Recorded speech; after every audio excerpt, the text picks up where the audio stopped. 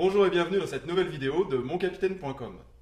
Aujourd'hui, nous allons voir comment gagner du temps en traitant vos mails. Mais avant, vous êtes libre de recevoir mon super bonus que je vous envoie gratuitement sur les 3 outils indispensables pour être à l'aise dans son commandement au quotidien. Alors, comment gagner du temps en traitant vos mails? Il y a une technique qui permet de gagner plus de la moitié du temps que vous passez sur vos mails. La technique est hyper simple, le concept est hyper simple et s'appuie sur une loi qu'on appelle la loi de Parkinson. La loi de Parkinson, j'ai mis les références dans les commentaires de la vidéo. La loi de Parkinson, ça dit qu'une tâche met le temps qu'on lui donne. C'est-à-dire qu'on impartit un temps donné à une tâche, ça va être une tâche de 1 heure, et ben on va mettre 1 heure.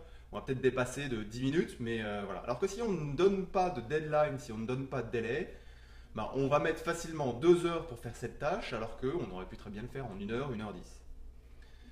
Voilà le principe. Donc pour l'appliquer à vos mails, comment est-ce qu'on fait? Vous déterminez 2 moments dans la journée où vous allez lire vos mails. Et ces moments, il ne faut pas les choisir n'importe comment. Vous ne les choisissez pas à 8 heures le matin quand vous arrivez au bureau. Non. Parce que si jamais vous commencez à 8 heures, vous terminerez de traiter vos mails à midi.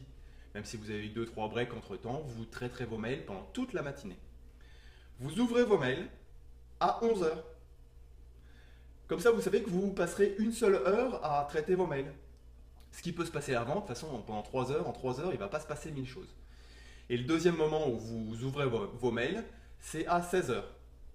Pour finaliser vos ordres et pour être sûr qu'à 17h, 17h30 max, vous avez terminé de traiter vos mails.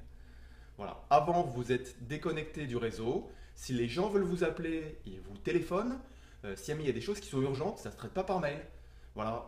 Les personnes qui vous envoient un mail en disant je t'ai envoyé un mail, j'attends une réponse. Bah non, non, la réponse elle arrivera dans l'après-midi ou dans la matinée. Voilà. Sachez vous imposer et imposer ce rythme de travail à vos collaborateurs, même à vos chefs. Si jamais ils vous demandent des choses dans la foulée, vous n'êtes pas un esclave. Vous n'êtes pas au claquement de doigts à avoir à répondre à un truc. Voilà. Vous vous organisez pour être optimal dans votre manière de travailler. Et cette méthode, elle vous permettra de gagner du temps, de libérer du temps pour du travail personnel, pour du travail sur des notes, etc. Et pour du travail, enfin, du contact avec vos subordonnés.